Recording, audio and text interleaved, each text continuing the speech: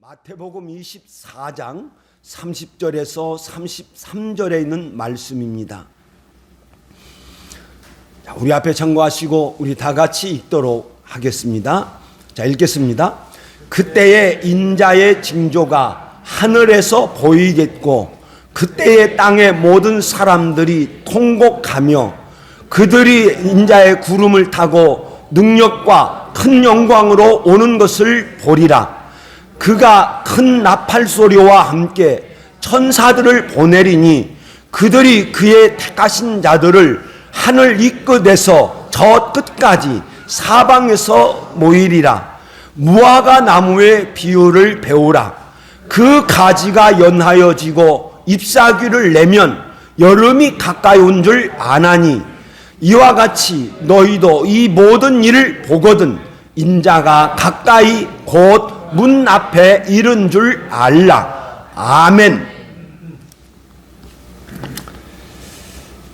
성경은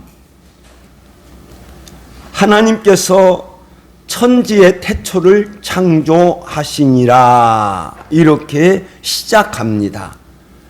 그리고 창세기 2장에 가서는 천지를 창조하신 하나님께서 지구의 만물을 만드시고 천지와 만물이 다 이루어지니라 이렇게 시작합니다. 그리고 하나님께서 죄로 엉망이 된 만물을 새롭게 하시는 것으로 성경은 마칩니다. 보라, 내가 만물을 새롭게 하노라. 계시록 21장 5절. 그러므로 우리는 하나님께서 만물을 다스리시는 것으로 믿습니다. 하나님의 만물의 주재자이심을 믿습니다. 만물의 주재자이신 하나님께서 만물을 새롭게 하신다 이렇게 믿습니다. 예수님께서 환난 후에 만물이 새롭게 되는 것을 말씀을 하시고 이어서 인자의 징조가 하늘에서 보이겠고 인자의 징조가 하늘에서 보이겠고 예수님께서 징조, 표적을 처음으로 말씀하십니다. 바리새인들이 예수님에게 자주 표적 보여달라고 그랬어. 우리에게 표적 보여주시기를 원하나이다. 마태복음 23장 23절입니다. 22장 23절입니다. 바리새인들은 예수님을 모르는 상태에서 예수님을 알고 믿으려고 표적을 요구한 것이 아닙니다. 예수님은 악하고 음란한 세대가 표적을 구하나 악하고 음란한 세대는 하나님을 떠난 사람들입니다. 그들은 마치 사탄이 예수님에게 와서 예수님을 시험하였습니다. 예수님을 넘어뜨리려고 했습니다. 그와 같이 바리새인들과 서기관들과 장로들은 예수님을 넘어뜨리려고 표적을 요구했습니다. 예수님은 그들을 향하여서 선지자 요나의 표적밖에는 보여줄 표적이 없다 이렇게 말씀하셨습니다. 그런데 예수님께서 다시 오실 때에는 그때 인자의 징조가 하늘에서 보여지겠고 그랬어요. 이제 징조가 예수님이 하나님이심을 예수님이 그리스도이심을 보여주신다는 거예요. 그래서 하늘에서부터 시작된다는 거예요. 그리고 예수님께서 오실 때 모든 사람들이 볼 것이고 분명하게 볼 것이다 이렇게 말씀하고 있습니다. 예수님께서 다시 오실 때 하늘에서 표적이 보여지는데 이상한 일이 벌어져요. 그때에 땅의 모든 사람이 통곡하겠고 땅의 모든 사람들이 울 거라는 거예요. 계시록 1장 7절에도 보면 같은 예언이 있습니다. 자, 읽겠습니다. 시작. 그가 구름을 타고 오시리라. 각 사람들이 눈이 그를 보겠고 그를 찌른 자도 볼 것이요 땅의 모든 족속들이 그로 말미암아 애곡하리니. 예수님께서 재림하실 때에 그로 말미암아 많은 사람들이 볼 것이다. 그를 찌른 자들, 유대인들도 볼 것이다. 예수님을 보며 통곡할 것이다. 왜? 절망과 한없는 후회스러움, 그 통곡이다. 구약에서도 저와 같은 예언이 있습니다. 스가랴 선지자가 예언을 하는데 스가랴 12장 10절에 있는 말씀에 보면, 자 읽겠습니다. 시작. 내가 다윗의 집과 예루살렘 주민에게 은총과 구하는 심령을 주리니 그들이 그 찌른 자 그를 바라보고 그를 위하여 애통하기를 독자를 위하여 애곡하듯 하리라. 죽은 독자를 위하여 통곡하듯이 울 거라는 거예요.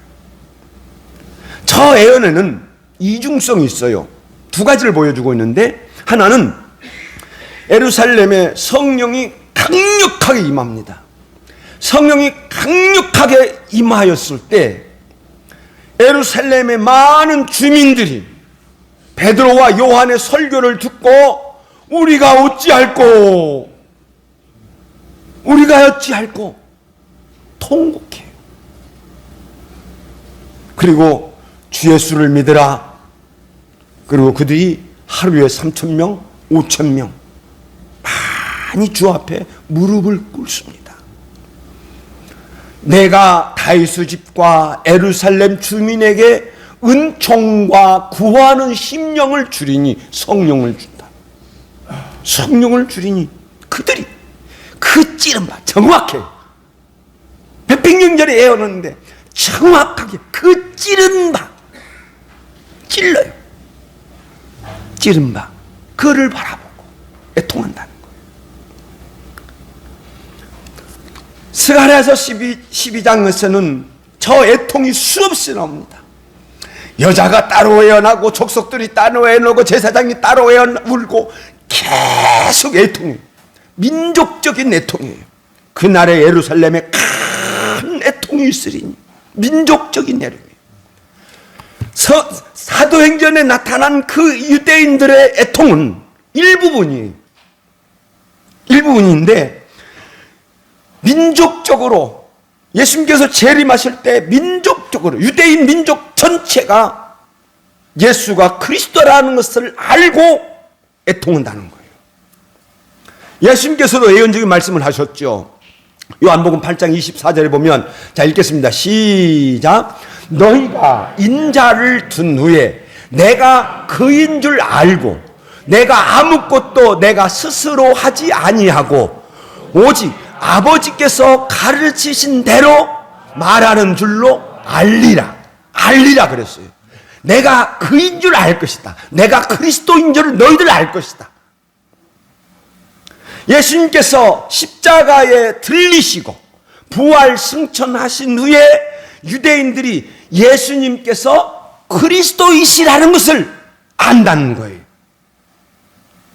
예수님께서 말씀으로 내가 그리스도다 이렇게 말씀을 하셨는데 유대인들이 안 믿었어요.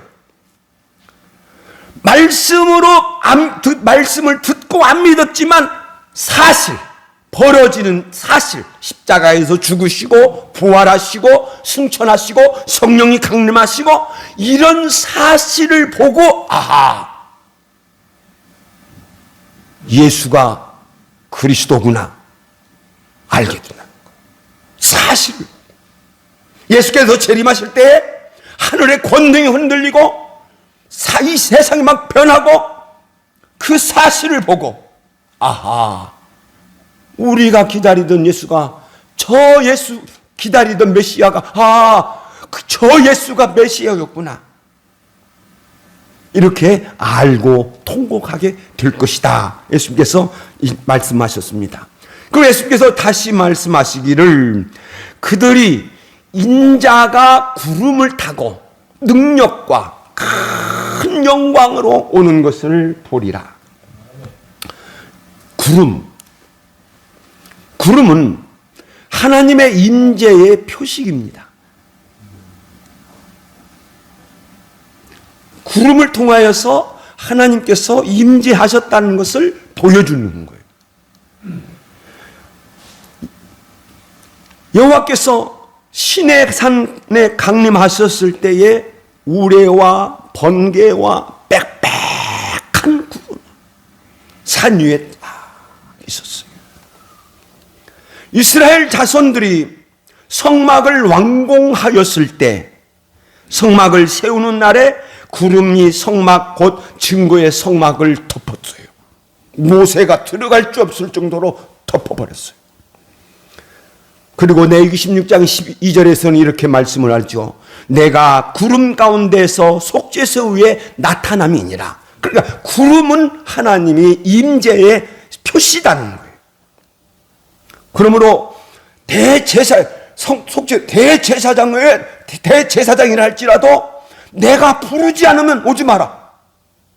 내가 부르지 않고 함부로 들어왔다가는 죽는다. 하나님께서 부르셔야만 들어가는 거예요. 하나님의 심전의 앞에는 하나님이 부르셔야만 들어갈 줄로 믿습니다. 오늘 이 시간에도 하나님이 여기에 임재하여 계시다면 하나님이 나를 부르셔야만 들어갈 수 있어요. 나를 세우셔야만 들어갈 수 있어요. 그러므로 예수님께서 구름 가운데 임재하신다는 것은 하나님의 임재의 표시다. 그러므로 예수님이 하나님이시다는 것을 보여주고 있다는 것입니다. 그리고 예수께서 승천하실 때에도 구름이 가리워서 보이지 않게 했죠. 승천하시기 전까지는 인간입니다. 그러나 부활하신 후부터는 높아지셨어요. 하나님으로 높아지셨어요. 높아지신 하나님이 움직이시니까 구름이 같이 움직이다는 거예요. 그래서 예수님께서 부활하신 후에는 하나님 되심을 표시하고 있다. 이렇게 말씀하고 있습니다. 그리고 예수님께서 계속 말씀하여 이르시기를 그가 큰 나팔 소리와 함께 천사들을 보내리니 이렇게 말씀하고 있어요. 여러분, 천사들은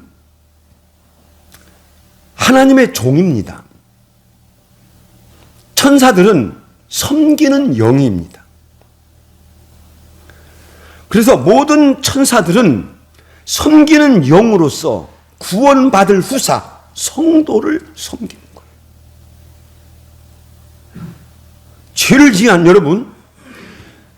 죄를 지은 인간이 잠시 천사보다 못해요. 시편 8편에서 나오고 있죠. 죄를 지은 인간이 잠시 천사보다 못하게 낮아져 있어요. 지금 우리는 낮아져 있어요. 그런데 우리가 구원을 받게 되면 천사 위에 있습니다. 천사보다 더 강해요. 우리가 천사를 판단할 것을 알지 못하느냐? 판단은 다스림이에요. 다스림, 천사를 다스림. 예수께서 재림하실 때 천사들이 동행하는 것은 예수님께서 동행하시는 것이고 예수님을 섬기기 위하여 함께 내려오고 있다, 이런 것입니다. 그래서 하나님의 명령을 받은 천사들은 모든 사람들을 모을 거예요.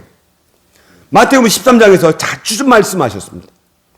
추수 때는 세상 끝이요 추수꾼은 천사들이니.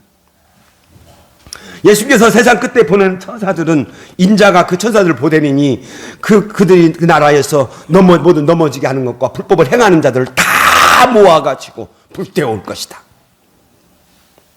예수께서 그물 비유를 하실 때 어부들이 그물을 바다에 던져서 그물이 꽉 차면 그물을 끌어올려서 좋은 고기는 그릇에 담고 나쁜 고기는 던져버리고 그와 같이 천사들이 와서 의인 중에서 악인을 갈라내어 하나님의 일을 돕고 있습니다. 그리고 천사들이 성도들도 모을 겁니다. 예수께서 재림하실 때의 모든 성도들은 신령한 몸으로 변합니다. 성도들은, 자 읽겠습니다. 시작. 육의 몸으로 심고 신령한 몸으로 다시 살아나나니 육의 몸이 있은즉 신령한 몸도 있느니라. 아멘. 성도의 삶은 심는 삶이에요. 자꾸 심고 있어요. 모으는 삶이 아니에요. 모으는 삶 살지 마세요. 심는 삶 사시기를 예수님의 이름으로 축원드립니다. 자꾸 심는 거예요. 주님 앞에 심는 거예요. 성도는 신령한 몸을 심고 있는 거예요. 신령한 몸이 어떤 형태인지는 모르겠습니다. 그러나 분명한 것은 육의 몸이 있은즉 신령한 몸도 있느니라 했거든요. 그러면 분명히 어떤 형태인지는 모르겠지만 신령한 몸, 형태가 있다는 겁니다.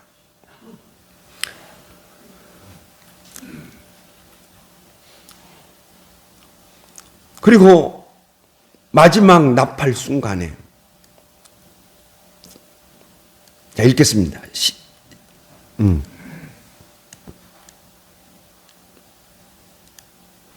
마지막 나팔 순간에, 순식간에 호련히 다 변한, 이게 성장 아닙니다. 딱 결정되어 버려요. 변화될 때에 딱 결정되어 버려요. 어떤 것이니까? 신령한 몸이 어떤 부분인지를 모르겠어요. 그런데 딱 결정되어 버려요. 마지막 나팔에 순식간에 호련히 단번에 다 모두 확 변해버려요. 그러니까 그러면 주님의 영광스러움과 같이 이 성도들이 신령한 몸으로 변한 그 순간 영광스럽게 되어버려요. 그래서 천사보다 더 강해져요. 이것을 믿는 성도는, 사망아, 너의 쏘는 것이 어디냐? 사망아, 너의 승리가 뭐요? 사망을 비웃어요. 그리고 결국 하늘의 부름을 받은 성도는 눈물을 흘며 우리 주 예수 그리스도를 말미암아 승리를 주신 하나님께 감사할 것입니다. 진짜 감사해요. 예수님께서 다시 강조하여 정리하십니다. 무화과 나무의 비유를 배우라. 누가는 무화과 나무와 모든 나무를 보라. 예수님께서 이렇게 말씀하셨다고 기록하고 있습니다. 무화과 나무의 변화는 다 알아요. 지금 봄이니까 한번 나가보세요. 다 알아요. 우리는 봄, 여름, 가을, 겨울이 있으니까 봄이 왔구나. 다 알아요.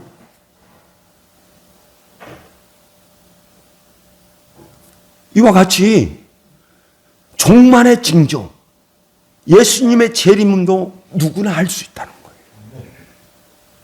여러분, 잘 봅시다. 주의 날이 도둑같이 오리니, 예수님께서 말씀하십니다. 내가 도둑같이 오리라. 바울 사도도 주의 날이 밤에 도둑같이 이룰 줄을 자세히 알리라. 그러나 주의 날이, 베드로후서 3장 10절, 그러나 주의 날이 도둑같이 오리니, 요한, 보라, 내가 도둑같이 오리니. 주의 날은, 이제 조금 잠시 또 말씀을 드리겠습니다. 주의 날은 아무도 몰라요. 오직 하나님만 아세요. 그러니까 성도는 예수님이 오시는 날짜를 몰라요. 이게 날짜 안다면 그거 진짜 방자한 태도예요. 무례한 성도예요. 그런데 성도는 예수님께서 재림하실 때에 알아요. 데살로니가전서 5장에 보면 4절 읽겠습니다. 시작. 너희는 어둠에 있지 아니하며 그의 날이 도둑같이 너희에게 임하지 못하리니. 자, 데살로니가서 5장에서는 낮과 밤을 가지고 두 부류의 사람을 나누고 있습니다. 낮은 하나님을 믿는, 예수 그리스도를 믿는 성도들의 부류를 뜻하고, 밤은 예수님을 믿지 않는 부류의 사람들을 상징하고 있습니다. 그래서 낮은 성징이에요. 그래서 이 어둠이에요. 어두우니까 그들은 죄를 몰라요. 무엇이 죄인지 몰라요. 믿음도 몰라요. 아무리 믿으려고 해도 못 믿어요. 몰라요. 그래서 찾지도 못하고, 그리고 모르기 때문에 급작스럽게 오는 것으로 압니다. 그래서 5절에서 이렇게 하죠. 읽겠습니다. 시작. 그들이 평안하다, 안전하다 할 그때에 임신한 여자에게 해산의 고통이 이름과 같이 갑자기 그들에게 이르니 결코 피하지 못하리라. 죄내미가 나요. 아무것도 몰라요. 그러니까 갑자기 하늘이 흔들리고 인자가 구름에 나타나고 갑자기 오는 거예요. 반면에 성도는 예수님의 재림을 알고 있습니다. 날짜는 모르지만 예수님께서 다시 오실 것이라고 믿습니다. 아멘. 다시 오실 것 믿어요. 그러니까 성경이 또 많이 징조를 보여주셨잖아요. 하늘이 흔들리네. 우리 예수님 오시는가 보다. 그러므로 너희는, 읽겠습니다. 시작. 너희는 어둠에 있지 아니하며 그 날이 도둑같이 너희에게 임하지 못하리니 그랬습니다. 왜냐하면 너희는 다 빛의 아들이요. 자, 전부터 읽겠습니다. 시작. 너희는 어둠에 있지 아니하며 그 날이 도둑같이 너희에게 임하지 못하리니 너희는 다 제 아들인 우리가 밤이나 어둠에 속하지 아니하리니. 성도는 모두 빛의 아들. 그래서 예수님께서 빛을 믿으라. 그러면 빛의 아들이 될 것이다. 바울 사도는 에베소서 5장 8절에서 너희가 전에는 어두움이더니 이제는 주 안에서 빛이라 그랬어요. 빛을 받는 게 아니에요. 빛을 내요. 하나님께서 빛인 것처럼, 예수님께서 빛인 것처럼 우리도 빛이에요. 하나님을 닮았기 때문에 우리 빛이에요. 빛의 아들에게 특징이 있습니다. 읽겠습니다. 시작. 우리는 낮에 속하였으니 정신을 차리고 믿음과 사랑의 호심경을 붙이고 구원의 소망의 투구를 쓰자. 호심경은 가슴에 붙이는 갑옷이에요. 투구는 머리를 보호하는 투구예요. 자, 믿음과 사랑의 호심경을 붙이고 내 마음에 믿음과 사랑을 딱 붙이고 있어요. 그래서 믿음과 사랑은 나의 감정을 보호합니다. 내가 믿고 있습니다. 내가 사랑하고 있습니다.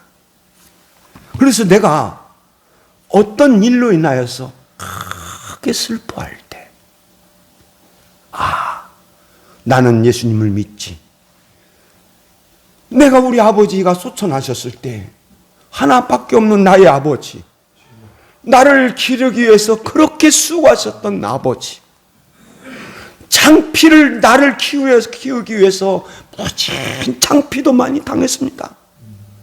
선생님한테 불려가기도 하고, 선생님이 당신 아들이 뭐냐고 하게 듣기도 하고, 나 때문에 참 부끄럼도 많이 당하셨고, 근데 효도를 더 하려고 했는데 돌아가셔버렸어. 한없이 옵니다. 그때 옆에 있는 어떤 사람이, 목사님, 당신은 믿지 않습니까? 아, 그래. 우리 다 부활할 줄로 믿지. 그러니까 그 슬픔이 사라지는 거예요.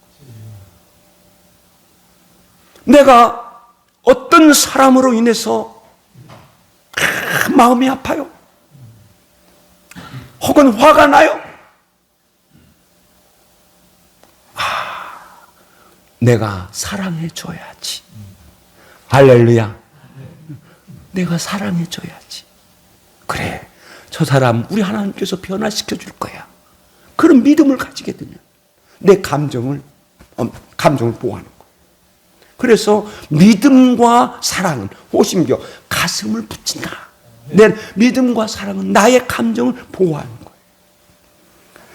반면에 구원의 소망은 나의 지식을 보호합니다.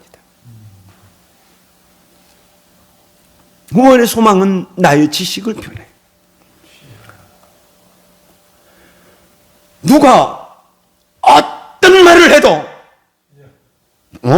나는 소망이 있어, 나는 구원을 받아, 흔들리지 않아요. 소망이 있는 자는 어떤 일이 있어도 실망하거나 좌절하지 않을 줄로 믿습니다.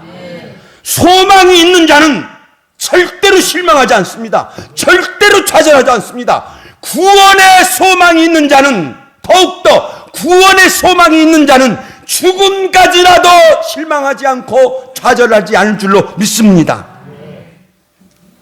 어떤 경우에 그것으로 인하여 흔들리지 않습니다. 그런즉 믿음, 소망, 사랑, 이 세 가지는 항상 있을 것인데, 시작. 믿음, 소망, 사랑, 이 세 가지는 항상 있을 것인데, 할렐루야. 믿음, 소망, 사랑, 이 세 가지는 항상 내가 가지고 있어야 될 줄로 믿습니다. 나에게는 항상 믿음, 소망, 사랑 가지고 있어야 돼요. 구원의 소망은 나에게 어떤 환경이든지, 어떤 일이든지, 어떤 경우라든지 절대로 버려서는 안 돼요. 이것이 빛의 자녀의 특징이에요. 빛의 자녀는 믿음, 소망, 사랑을 가지고 있어요. 믿기 때문에 흔들리지 않고, 믿기 때문에 예수께서 재림하시지 아는 거예요. 그래서 절대로 흔들리지 않는다. 예수님이 오시는구나. 가슴을 썩었어. 웅장한 그 예수님의 모습. 구름, 택배. 예수님 오시는구나. 예수님이 오실 때 어떤 성도는 하늘에서 내려와요. 요한계시록 10장 7절의 말씀처럼 예수님과 함께. 어떤 성도는 땅에서 오시는 예수님을 보고 맞이하고. 그 장관이죠. 성도는 항상 걸켜야 됩니다. 하나님이 우리를 세우시면 거기에 두다거든요. 여기에 두다. 하나님께서 지금 우리를 여기에 두었다는 거예요. 하나님께서 지금 우리를 여기에 두었다. 하나님께서 지금 우리를 여기에 두었는데 두신 이유가 있습니다. 그것은 먼저는 노하심에 이르게 하심이 아니요. 노하심. 하나님께서 진노하시려고 여기에 두신 것이 아니다는 거예요. 할렐루야. 하나님께서 화내시려고, 하나님께서 나를 때리시려고 여기에 두신 거 아니다는 거예요. 여러분, 절대로 그러므로 여러분 안 잘못되지 않습니다. 아멘. 절대 잘못되지 않습니다. 하나님이 여러분 역사하시는 순간, 하나님이 다스리는 순간, 여러분 하나님 절대로 내버려 두지 않습니다. 절대로 잘못되지 않습니다. 노하심이 아니에요.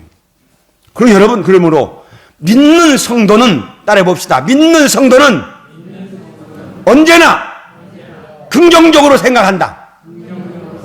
할렐루야. 부정적인 말 하기만 해봐요. 목사인 저라도 내가 여러분들 앞에 부정적인 것을, 목사님! 목사님도 할 거, 목사님도 붙일 것도 없어. 목사야! 배만 소리쳐버리죠. 부정적인 것, 만약에 이제 앞으로는 내가 오늘 설교 이렇게 좀 시간 좀 지나갔어도 길게 할 거니, 앞으로 그냥 부정적이 안 된다고 확! 자, 그리고 이렇게 말씀하고 있어요. 처음부터 읽겠습니다. 시작. 하나님이 우리를 세우심은 노하심에 이르게 하심이 아니요 오직 우리 주 예수 그리스도로 말미암아 구원을 받게 하려 하심이라. 아멘. 우리의 구원은 뭐냐? 참 기가 막힌 말씀이에요. 읽겠습니다. 시작. 예수께서 우리를 위하여 죽으사 우리로 하여금 깨어있든지 자든지 함께 살게 하려 하셨느니라. 아멘. 저 표현 이해가 돼요 지금? 예수께서 우리를 위하여 죽으사 우리로 하여금 깨어있든지 자든지 그러니까 깨어있든 자든 우리 예수와 함께 사는 자인 줄로 믿습니다. 저 영원한 하나님 말씀에서 하나님 나라에서 잤든지 깰든지 항상 우리 예수님과 함께 사는 거예요. 그러므로 성도가 해야 할 일이 있죠. 성도가 해야 할 일이 있습니다. 그것은 다른 이들과 같이 자지 말고, 파란 글씨 시작. 우리는 다른 이들과 같이 자지 말고 오직 깨어 정신을 차릴지니라. 정신을 차릴지니라. 정신 차려. 저 말씀이 뭐냐? 나를 살피는 거예요. 나를.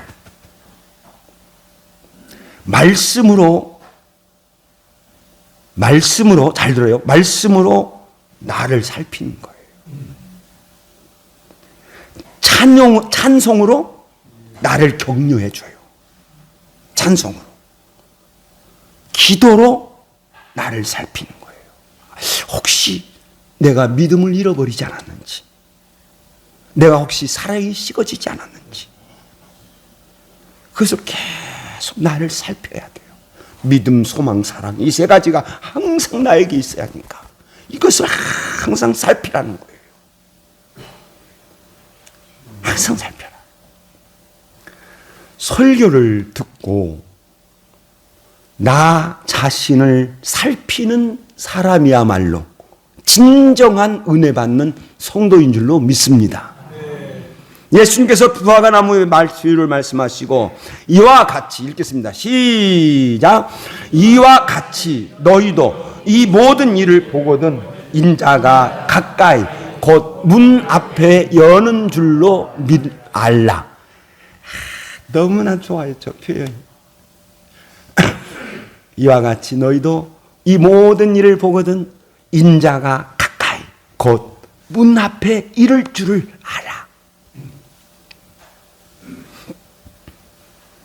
앞에서 말씀하신 일들이죠. 교회에서는 거짓 선지자들과 거짓 그리스도가 나타납니다. 사회적으로는 사랑이 식어지고 불법이 성하고, 그리고 온 세상에 복음이 전파됩니다. 그리고 예수께서 말씀하신 대로 여러 가지 많은 일들이 일어납니다. 이런 것을 보거든 인자가 가까이, 그 가까이를 어떻게 표현했냐?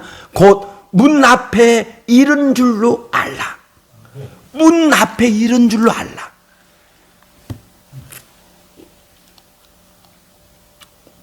저는 저 말씀을 보면서 뭘 생각했냐면 연극을 생각해 봤어요.